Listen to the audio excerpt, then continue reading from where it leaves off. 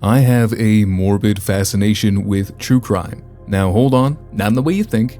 I'm fascinated with the fascination of it, a genre flooded with controversy, ethical dilemmas, and enough fan cams to overload a data center, and there's one guy who's really pushing it to the moral edge. But this problem runs very deep in the current state of true crime media, particularly when it comes to serial killers, and the ethical line of this genre gets blurred and crossed even more every year. And after narrowly finishing Dahmer thinking it was a grossly misguided attempt at depicting that story and watching the entire first episode of the Menendez brothers, and only the first episode, I asked myself a question. Does Ryan Murphy know what he's doing is really shitty? Sexualizing, glamorizing, and empathizing to a degree with Jeffrey Dahmer against the wishes and knowledge of the families of the deceased, and doing the same to Lyle and Eric Menendez, who were victims in their own right, is objectively, it's a choice. And now we're doing it with Ed Gein? But how did we get here? And no, the answer is not women listening to podcasts. Capitalism. The answer is almost always capitalism. But first, let us look back to a time before infamous grave robbers, cross-country murderers, and the monsters of mystery. Let's go back to 1907. I'm deadass, the actual year 1907. The Unwritten Law is the first American true crime film that tells the real story of railroad baron Harry Kendall Thaw's murder of architect Stanford White over having relations with his wife Evelyn Nesbit, who played herself in the film.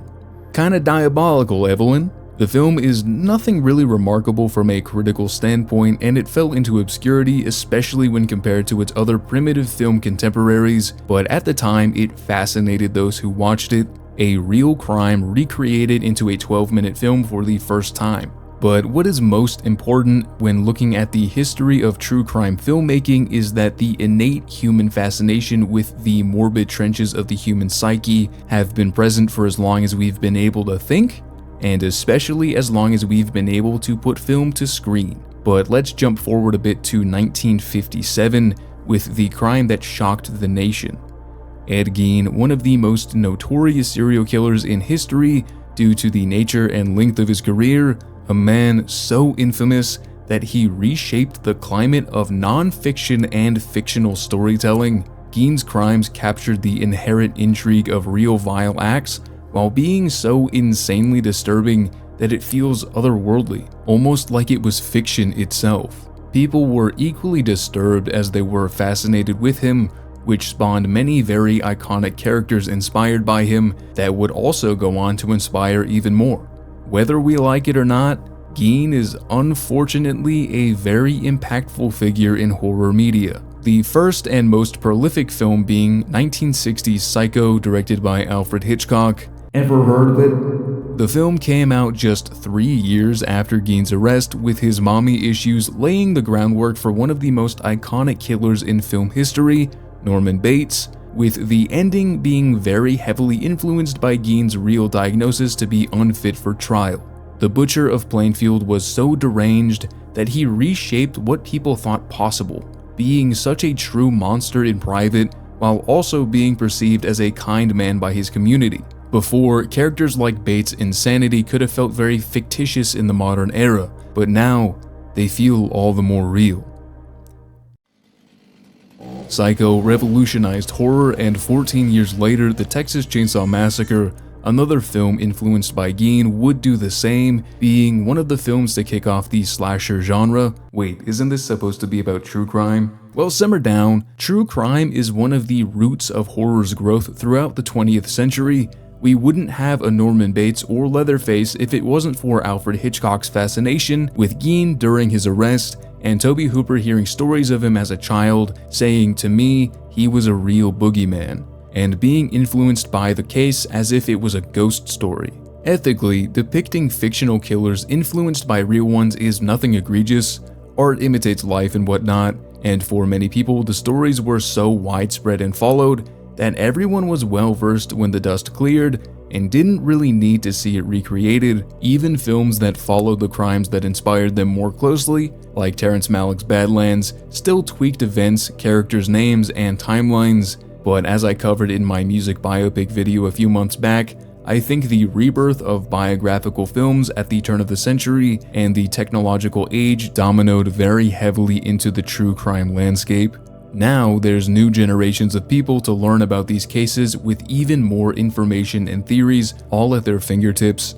And with new technology and coverage, many crimes that shook the nation and the world may not be as sealed as once believed, like that of the West Memphis 3, whose case has evolved drastically after its documentary series at HBO and re-examination of evidence. Documentaries started popping up left and right. Anyone could make their own blog or video and post it online. It became more tangible, more interactive, thus being more in reach. Like, ask an elderly person about Ed Gein and they'll say something like, "Oh, that old loon Ed Gein. Crazy filler did some despicable things. He seemed a bit off, but never could have guessed he was the murdering type. Hope he's rotting in hell."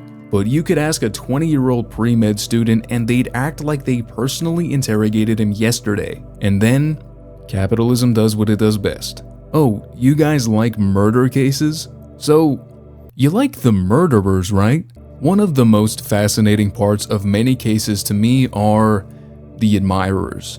Now, I'm a dude, so I don't necessarily feel qualified to speak on the overall psychology of women, but I think it's relatively understood that women usually gravitate to true crime more in a general way of viewing. Nothing wrong with that.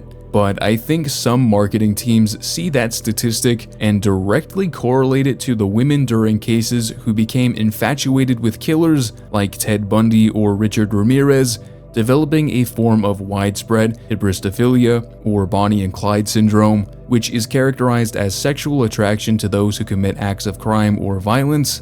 And this phenomena kind of shaped the perception of the lengths that people will go to on this topic. But there's a pretty cut and dry difference between these people and women who just want to watch Mindhunter in their free time. I do think that women's draw to true crime is very hyper-fixated on a lot of the time, partly because of how this phenomena was decades ago, but Mr. Ryan Murphy and Netflix think it's our new guilty pleasure.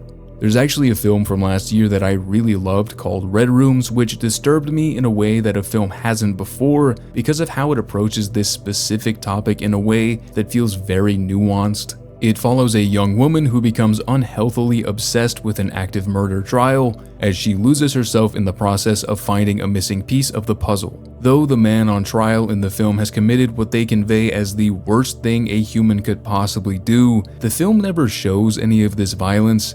There's not even any gore despite how graphic the crimes are described as being. The truly disturbing part of the film is how accessible these things have become online and how desensitized young people are to it. The main character, Kellyanne, does something towards the end that gives me chills without needing to commit any kind of violence.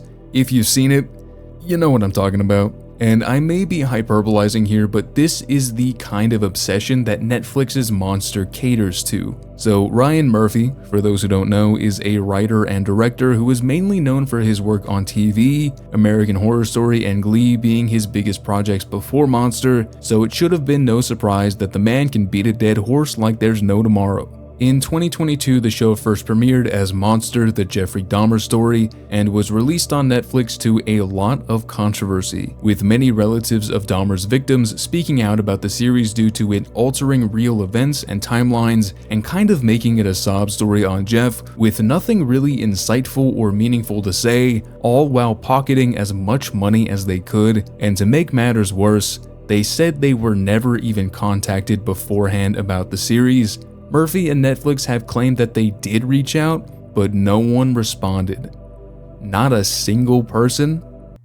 I'm calling bullshit on that. The whole thing felt very exploitative to those who have suffered while not even doing what Murphy promised it would, but I'll touch more on that in a second. Depicting fictional events inspired by real cases avoids the ethical dilemma, but this is completely different. The show displays in-depth looks at these horrible events, and for what?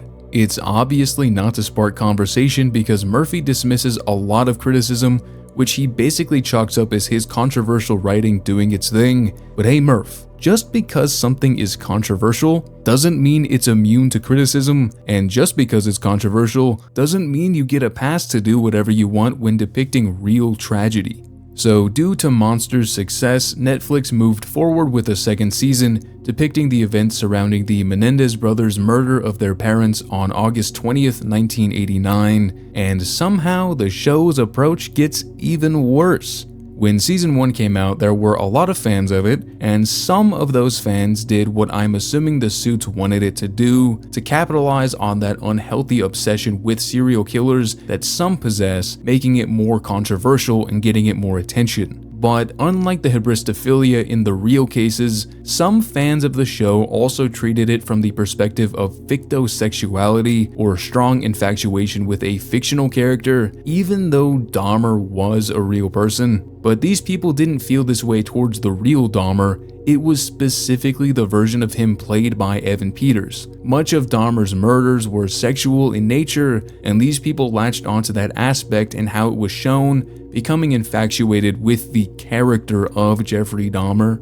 And this was hard to avoid for a time online, so it's clear that Netflix also caught on. So when it came to season 2, something was definitely different, with a trailer that is edited like a fan cam, baffling music choices, and just the gall to follow up a season about a deranged mass serial killer with a very nuanced case. The whole thing felt very, very odd. And I do not think they chose the Menendez brothers because they were actually interested in them. I believe they chose them because of how they could depict them. And that is just me pointing fingers, but like, this is what Ryan Murphy had to say in response to Eric Menendez's personal criticism about the show depicting his life. You know, Eric Menendez has spoken out about the show. I think that's interesting because I know he hasn't watched the show. Find that curious. I know this for a fact. I hope he does watch it. I think if he did watch it, he would be incredibly proud of Cooper Koch, who plays him. My feeling about this is it's a 30-year-old case. I think the show is a very interesting, what we're trying to do is a Rashomon approach, where we show many perspectives. That's what the show does. In every episode, you are given a new theory based on people who were either involved or covered the case. So some of the controversy of the show seems to be people thinking, for example, that the brothers are having an incestuous relationship. There are people who say that never happened. There were people who said it did happen. The show is a whodunit like that. We know how it ended. We know 2 people were brutally shot. And so I think people are a little confused about what we were trying to do. Our view and what we wanted to do was present you all the facts, and at the end of it, have you do 2 things. Make up your own mind about who's innocent, who's guilty, and who's the monster. Murph, my God, you're killing me. If you make a show depicting a hodgepodge of fact and fiction and don't clearly state that at the top of every episode, then there's going to be people out there who believe every single thing you tell them through the show. And at that point, you're not telling a controversial true story, you're telling unethical fanfiction. And what gets me even more is he mentions the rumor of the brothers in an incestuous relationship being a specific perspective, even though he alludes to it in the main promo image. You can't use a rumor to market the show and say the goal of it is to push people to come to their own conclusions based on facts. You're just promoting fervor and masking it as controversial and challenging work. You know, I write about provocative things and controversial things, and my motto is never complain and never explain. Wow. That's what I think. But now to the main focus of the video, the newest season of Netflix's Monster, the Ed Gein story, which has a lot of the same issues and somehow even more. When it comes to Dahmer and the Menendez brothers, they were young men who were not really unpleasant to the eye, so when casting, it was understandable to get people like Evan Peters, but Ed Gein was a ghoul, and you cast Charlie Hunnam? And yeah, like, I guess I see it a bit, but one of the first shots of the series is him completely nude in front of his own mother, looking yoked to all hell. So yes, they hypersexualized Ed Gein, the 50-year-old grave-robbing field hand who was born in 1906. And that's already a crazy choice to make, but there's another one that is just as questionable: the marketing, which for this season was especially fascinating, with posters of Hunnam as Gein recreating famous images from the films inspired by The Butcher, with texts like Before Silence of the Lambs, there was Ed, and I think this really does show how Murphy and Netflix see these killers. They don't see them as the real people or monsters they say they do, they see them as their own IP. And I think Murphy views them as his characters, like how Freddy Krueger is Wes Craven's. It's like how he talks about the very much alive Menendez brothers and their criticism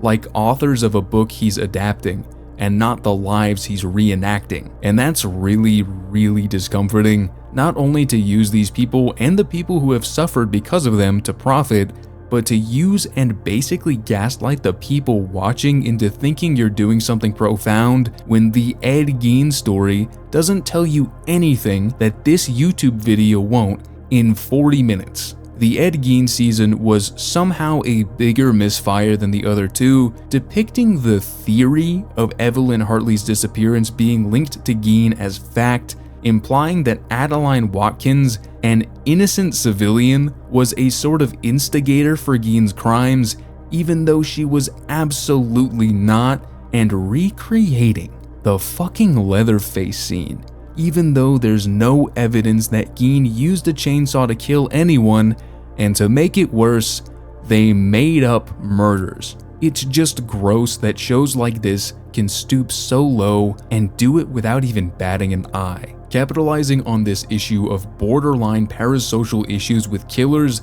that is still very present today, and toying with the lives of real people is already very concerning on its own, and the scary part is, it's actually working. And listen, I know that this low-hanging fruit is practically on the ground at this point, but it's hard not to notice the overwhelming outrage that this type of true crime gets being met with renewals and high ratings. And I don't think all true crime series or movies are inherently terrible just for existing. Zodiac and Mindhunter, though maybe being in a bit of an ethically gray area in some ways, do offer actual thought and conversation about the actual cases without having to hyperfixate on the killers or the deceased. There's a good way to do it, there's a bad way to do it, and then there's the Ryan Murphy way to do it, and he's doing it again and again and again.